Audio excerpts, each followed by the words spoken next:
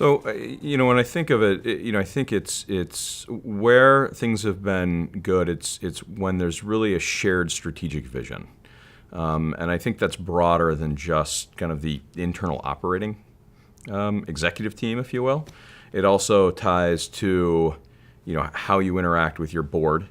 We're very lucky. We have 2 private equity sponsors currently invested in the company. And we spend, a significant amount of time really investing time in building out, that shared strategic vision. So where are we actually trying to go, and what are the pieces that we need to get there? I think, I've definitely been a part of companies or seen companies whose path was a little bit more random. They were very opportunistic. Something down the street, it's for sale. It's an acquisition. Let's grab it. And I think that can obviously lead to a lot of challenges. So I think when I look at why we've been successful, especially at MRI, and I think we've had really good results from the acquisitions that we've made. I really do believe that comes back to that shared strategic vision. I think the key when evaluating private equity, if someone's thinking of selling their business and that's the exit plan, is it's really finding that match. I think that the match, the personality and the culture match is critical, really having an understanding on where they want to take the business.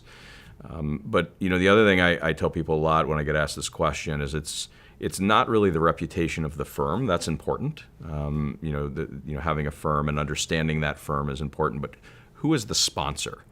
Who are the 1 or 2 individuals at that firm who are truly going to be the champion of your business? Who are the ones that are going to sit on your board? And what's the fit with them? And we've been blessed by just having kind of the right people at the right time for MRI. But when I hear about companies that just the fit isn't there, it generally comes down to those individual relationships more than the fit between the company and the firm, if you will. So that's probably the biggest factor. I think it's critical that during an acquisition process that you meet face-to-face with the owners of a business prior to the purchase. Certainly with where technology has gone, video conferencing, obviously, the basics like email, you can do a lot at a distance, and especially with international transactions, there's a huge convenience factor.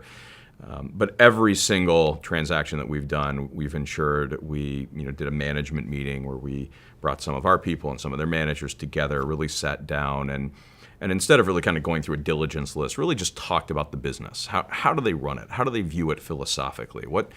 Why have they made the decisions that they've made? And I think that's been critical in us getting a deeper understanding of the business. And often when you're buying companies, they don't necessarily want to traipse you through their office. Obviously, their employees may not know, or it may make employees nervous.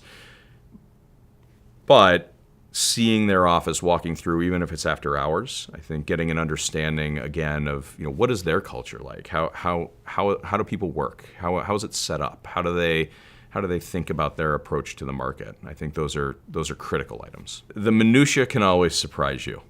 It's not a great story, but a story that certainly sticks with me, and certainly changed how I thought about due diligence. And as we think about acquisitions, we bought a company a couple years back, and we'd visited their offices. It was not a great office building. It was a C-class building, but it was nice enough. It was professional.